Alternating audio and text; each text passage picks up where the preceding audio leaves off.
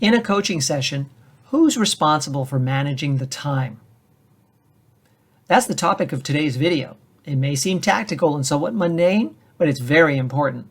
Stay tuned for my thoughts.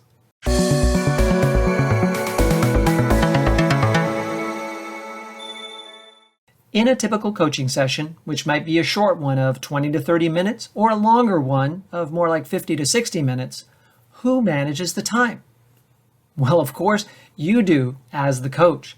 The client will rarely ever be looking at the clock and worrying about what time it is and where they are in the flow of the coaching session. No, that pretty much sits with you. And it's very important that you understand and embrace this reality, lest you come across as a coach who is not as professional and who is not actually organized. We don't want to look that way. So let's kind of break it down a little bit and talk about the various elements of the coaching conversation. We usually want to open it up with a good understanding of how much time we have and what we're hoping to achieve in the coaching session. Of course, if you're engaged weekly with a client or even bi-weekly, you both already know how much time you have. When it isn't clear, I would recommend that you state it. And get to the outcome that the client would like to achieve, usually in the first few minutes. If you're not able to achieve that, you can do it a little later in the session, but that tends to throw off the flow a little bit. So I recommend you going with this earlier in the coaching session rather than later. Establish the measures of success. Why is this important to the client?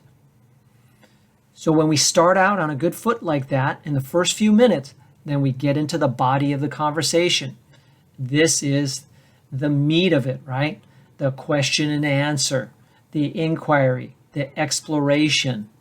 What insights are there? What does this mean to the client about the way they see the world? How does this change the way they see the world? And what will that provoke after the coaching session?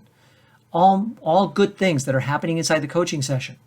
The body should last the bulk of the session, right? If it's a 50-minute session, this is probably going to be a good 30 to 40 minutes, depending on the flow of the conversation.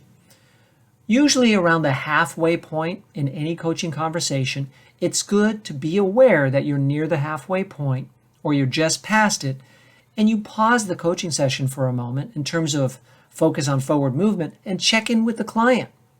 How are you feeling about this conversation so far? What are your thoughts? Are we making progress towards your stated outcome? This is a great check-in.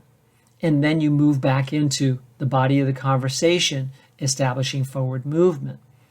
Now, as we get towards the ending of the coaching session, we want to ensure that we have gathered some thoughts from the client about what are their insights and what does this tell them about themselves or about the situation that they're seeking to address. Are there some resources or obstacles? What would they like to do next? How will they hold themselves accountable? If they want you to help, maybe you'll help. All of these things are happening in the ending of the coaching session. That could be 10 to 15 minutes to have this conversation. Where I see a lot of coaches go astray is they leave too little time at the end for this to happen. They focus too much time on the body of the conversation, and so that ending part gets a little bit rushed. This is a mistake. This is a big section of the coaching session. It's very important. Just as the opening is incredibly important, so is the closing. So don't short yourself or the client of the value of this closing session. The closing section, right? And then as we're coming into a close, we actually allow the client to close the session in the last amount of time that we have, saying, how would you like to close the session out today? And they may tell you, well, actually, I feel like I'd like to create a plan. I don't have a plan for what my next steps are. Can we talk about that for a minute? Well, if you haven't managed the time well and you're at the end of time and you need to go or they need to go, you're not going to be able to do that. So give some time to close the session with what they would like to talk about. So it's a good thing to leave a few minutes of buffer towards the end of the coaching session. This, again, is your responsibility. The only time the client is likely to manage the time is when they have a meeting coming up right after this coaching session. And if you haven't managed the time well, and they come right up to the end and they say, oh, I need to go, I have another meeting, and you haven't even elegantly closed the coaching conversation, it's going to feel very abrupt and rushed and uncomfortable for both sides. And then you'll say, well, I'll email you about the next meeting. And they'll say, okay, yeah, sure. And then you both sign off abruptly. We don't want that to happen. As a professional, we don't expect them to manage the time. So don't let it. Get good at managing the time, and it will elevate you in their eyes as a professional coach. I hope this time together has helped you to consider ways that you could better manage the coaching session and just stay the professional that you are. If you have comments about how you manage the time in a coaching session, please post them below.